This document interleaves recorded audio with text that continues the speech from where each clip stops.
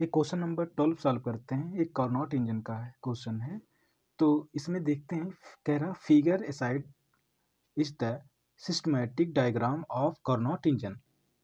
First part कह रहा what do A B and C represent. Second portion कह रहा what are physical quantities that associated in arrow 1 2 and 3।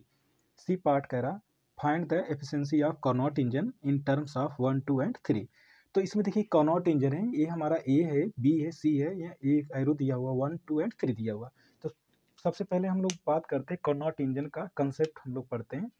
ठीक है, Carnot engine में क्या क्या होता है, ठीक है, उसके बारे में पढ़ते हैं। उसके बाद ये क्वेश्चन इजिली सॉल्व कर लेते हैं। इसमें देखिए कार्नोट इंजन में क्या होता है, एक हमारा सोर्स होता है, एक हमारा इंजन होता है, एक हमारा सिंक होता है। देखिए कार्नोट इंजन है क्या, कार्नोट इंजन एक इमेजिन किया गया है एक ऐसा इंजन जिसमें जो हम हीट सप्लाई करें, टोटल हीट किस में चला जाए, वर्क डन में चला जाए। बट ऐसा पॉसिबल होता नहीं है। ऐसा माना गया है कि फ्यूचर में ऐसा कोई इंजन बनेगा जिसमें टोटल हीट किस में सब टोटल हीट जो सप्लाई करेंगे टोटल वर्क डन में जाएगा।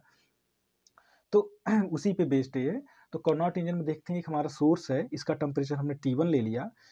ठीक है, यहाँ से हमने कितना हीट सप्लाई किया, Q1 सप्लाई किया। कहाँ पे गया, ये इंजन में। ठीक है, तो कुछ ये इंजन वर्क करेगा, कितना वर्क किया W, और बाकी इंजन ही हीट हो जाता है, हीट हो जाएगा।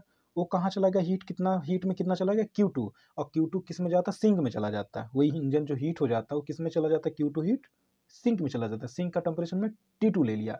ऐसे समझिए, हमने टोटल हीट हमने टोटल हीट Q1 सप्लाई किया। अच्छा, Q1 कहाँ कहाँ जा रहा है, एक तो इंजन के वर्क डन में जाएगा, इंजन वर्क करेगा, और बाकी इंजन हीट नहीं हो जाता है। जब भी देखा जाए बाइक, हमारा पेट्रोल हम लोग उसमें डालते हैं, ठीक, बाइक चलाते हैं, तो क्या होता है, बाइक चलती भी और बाइक हीट भी हो जाती है। इसका मतलब जो हमारा हीट हमने सप्लाई किया था वो कहाँ जा रहा था, एक तो वर्क डन में जा रहा था, बाइक हमको ले जा रहा है कहीं पे, और बाकी उसको क्या कहाँ जा रहा है, उसके इंजन हीट करने में चला जा रहा है, सिंक में चला जा रहा है, तो वेस्ट वेस्ट चला जा रहा है।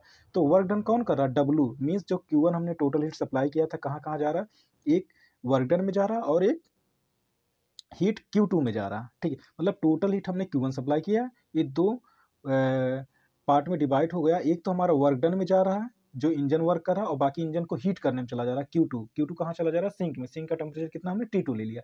तो यहाँ से बात करें Q1 हमारा किसके बराबर होगा, Q2 प्लस W के। मीन्स देखो Q1 equal to W plus Q2 ऐसे होगा। ठीक है, मतलब एक Q1 हमारा दो जगह जा रहा है, एक वर्क डन में जा रहा है, एक हीट में जा रहा है जो सिंक में चला जा रहा है Q2। तो इफिशिएंसी ऑफ, अगर हम इंजन की बात करें, ये हमारा Q1 equal to W plus Q2, I think clear हो गया होगा।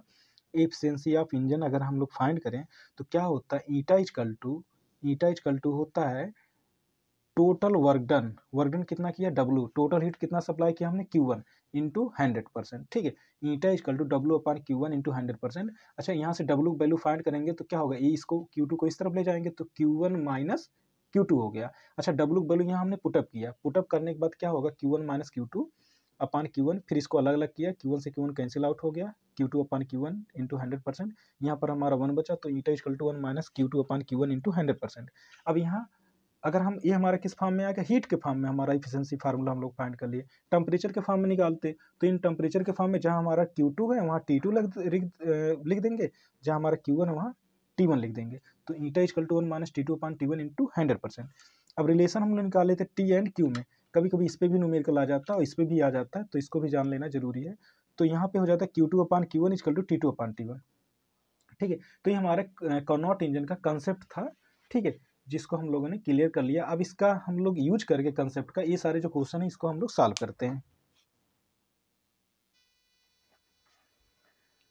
अब इसमें क्वेश्चन हम लोग सॉल्व करते हैं। ए पार्ट में कह रहा था ए बी सी क्या है, तो ए हमारा क्या हो, देखा जाए कंपेयर करें, इस फिगर इन दोनों का कंपेयर करें तो ए हमारा यहाँ पर है, तो ये किसको रिप्रेजेंट कर रहा है, सोर्स को, तो ए रिप्रेजेंटेड सोर्स। ठीक है, अच्छा बी क्या कह रहा था, बी हमारा यहाँ पर है, ये देखिए यहाँ पर बी है और ये हमारा इंजन होता है, तो बी किसको रिप्रेजेंट कर रहा है, इंजन को। ठीक है, एंड सी हमारा सबसे नीचे है, ये सिंक हमारा होता है, तो सी किसको रिप्रेजेंट कर रहा है, सिंक को रिप्रेजेंट कर रहा है। एक बार फिगर अच्छे से देख लीजिए, आपको क्लियर हो जाएगा।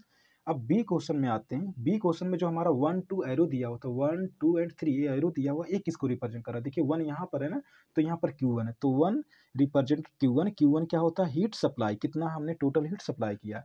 अच्छा, 2 हमारा देखा नीचे सिंक में जा रहा है ना, ये 2, तो हमारा ये टू यहाँ पर है और Q2 यहाँ पर, ये अगर कंपेयर करेंगे टू हमारा किसके इक्वल है, Q2 को। ये क्या होता है, हीट गोइंग इनटू सिंक, ये मतलब हीट हमारा सिंक में जा रहा है, ठीक है। अब ये तीसरा है W, देखा जाए यहाँ तीसरा है, ये हमारा W है, तीसरा यहाँ कंपेयर करिए थर्ड, ये W, तो तीसरा हमारा W को रिप्रेजेंट करे, W क्या होता है, heat going into work done, ठीक है। अच्छा, ये बी पोर्शन हो गया। सी पोर्शन कह रहा था एफिशिएंसी निकालना कैसे, 1 2 3 के फॉर्म में। तो इफिशिएंसी का फार्मूला हमारा होता है 1 माइनस Q2 अपन Q1 इंटू 100%। तो 1 माइनस Q2 की वैल्यू यहाँ पर हमने, Q2 क्या हमारा यही है ना, Q2 हमारा 2 है, Q1 हमारा 1 है, तो 2 अपान 1 इंटू 100%। बस यहीं तक आंसर, इसको और भी सॉल्व कर सकते हैं अगर एग्जाम में जैसा रिक्वायरमेंट होता। बाकी हमारा ये सब यहाँ तक आंसर हो गया। ये सब इसको अच्छे से एक बार अगर नहीं समझ में आएगा फिर से बैक जाके वीडियो फिर से देख लीजिए, आई थिंक क्लियर हो जाएगा।